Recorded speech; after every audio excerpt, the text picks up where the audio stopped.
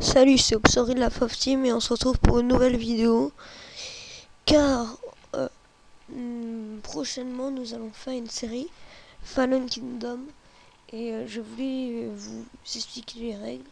Donc je vous enverrai le lien dans la description des règles sûrement. Donc voilà, donc je vais vous les lire comme ça.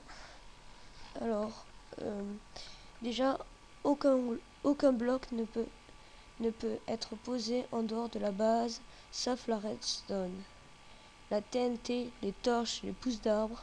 Par exemple, vous ne pouvez pas bloquer une source d'eau dans votre mine si celle-ci n'est pas sous votre base. Vous ne pouvez pas empiler des blocs devant votre muraille pour rentrer chez vous. Vous ne pouvez pas faire une tour pour couper un arbre. Par conséquent, tout craft qui demande une table de craft doit être fait dans la base. Interdiction de rentrer dans sa base en faisant une tour, je sais pas ce que c'est ça, même si celle-ci se trouve dans la zone 30-30, ce qui oblige à avoir une porte dans la muraille et donc une faiblesse exploitable si les adversaires la repèrent. Après, la salle des coffres doit être construite dans l'enceinte de la base avant le premier jour d'attaque possible. Tant que la salle des coffres n'est pas construite, un seul double coffre est autorisé. Il doit être placé en extérieur.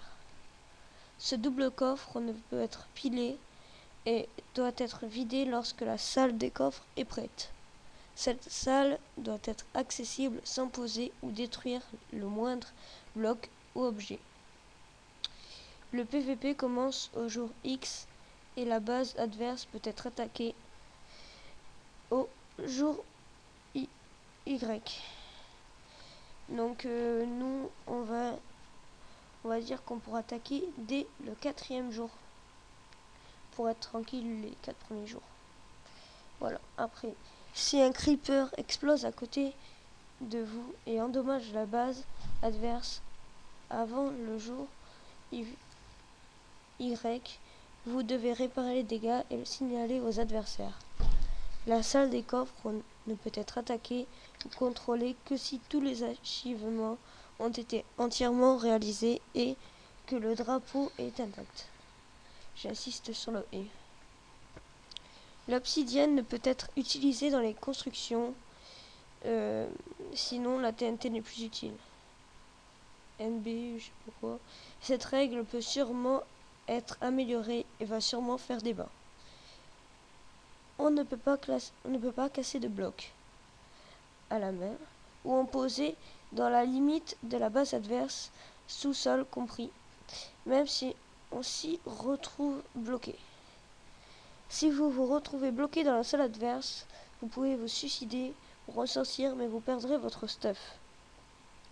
La taille des différents bâtiments demandés et leurs caractéristiques générales doivent être claires pour chaque équipe avant que le Fallen ne commence. Il est interdit de casser les blocs à la main ou à l'outil dans un périmètre de 5 blocs autour de la base adverse pour éviter les tunnels. Les blocs de TNT peuvent être posés sur toute la map, sans exception, mais pas n'importe quand selon l'endroit. Les trappes et portes peuvent être ouvertes à la main à n'importe quel moment et à tout endroit de la map. Les portes en fer doivent être ouvrables de chaque côté de celle-ci sans poser le moindre bloc ou objet. Il est donc interdit de poser de la redstone ou dérivés pour ouvrir les portes en fer.